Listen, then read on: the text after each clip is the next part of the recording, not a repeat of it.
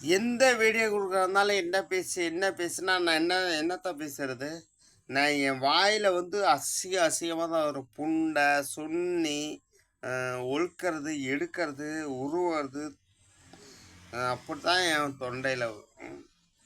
இதில வந்து நீ தான் பேசணும், எங்களுக்கெல்லாம் ஒண்ணும் பேச தெரியாது. நீ பேசு நீ நான் என்னத்த பேசுறது? என்ன பேச சொல்றீங்க சொல்லுங்க?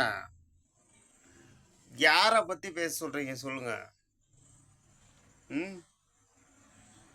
13,00,000 கோடி ரூபாய கடன் வாங்கிட்டு போன திமுக பத்தி பேசுறதா? ரூ. காசு புண்டே இல்லாம கையில வந்து இங்க உட்காந்து நான் தமிழ்நாட்ட காப்பாத்துறேன்னு வந்து இன்னைக்கு வந்து நான் எல்லாம் ஜெயிச்சுட்டேன்னு வந்து உட்காந்துட்டு தத்தளிச்சு ஒவ்வொருத்துக்கும் பதில் சொல்ல முடியாம தத்தளிக்கிற அந்த லூசு விஜய்க்கு நான் பதில் சொல்றதா? சொல்லுங்க, நான் யாருக்கு பதில் சொல்றது? தாங்க முடியல. புரியல, எனக்கு ஒண்ணுமே தெரியல. இவரு பாத்துக்கு வந்து நான் அதை செய்யறேன், இதை செய்யறேன், அதை செய்யறேன், இதை செய்யறேங்கிறாரு.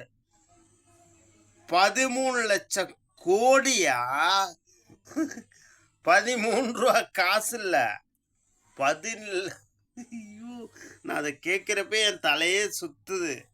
13,00,000 கோடி. 10,00,000 கோடி. எந்த அம்மா சாமி, அந்த புண்டைக்கு தான் நான் பல வீடியோ கொடுத்துருக்கேன். திமுக கட்சியில் எவன் ஆட்சி பண்ணிக்கிட்டு இருந்தான், எவன் எங்கே இருந்தாலும் அவன் அக்கௌண்ட்டை செக் பண்ணு. அவன் அக்கௌண்ட்டை செக் பண்ணால் உடனே நம்ம வந்து உடனே அதை சரிப்படுத்திடலாம், காசை வாங்கிடலான்னு நான் சொல்கிறேன். எந்த புண்டாமனும் கேட்க மாட்டேங்கிறான். அது விஜயும் பொறுத்த போடுவேன்.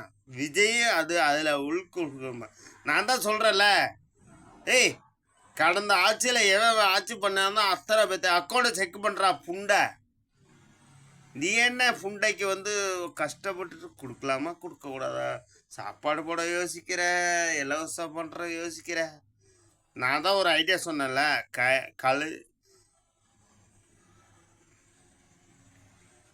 இதுக்கு முன்னால் நடத்தின ஆட்சி இருக்குல்ல, அந்த ஆட்சியில் இருக்க அத்தனை அக்கௌண்ட்டையும் செக் பண்ணு. அந்த குடும்பத்தில் இருக்கிற ஒரு சின்ன குழந்தை அக்கௌண்ட்டோட நீ மிஸ் பண்ணக்கூடாது. எல்லாமே செக் பண்ண. நீ எல்லாம் அப்படியே உட்காந்துட்டே சிரிச்சுக்கிட்டே எல்லா பிரச்சனையும் பண்ணி எல்லா பிரச்சனையும் ஒழிச்சு நீ வந்து ஆட்சி பண்ணலாம். விஜய் சார், சிஎம் சார், நான் சொல்கிறேன்.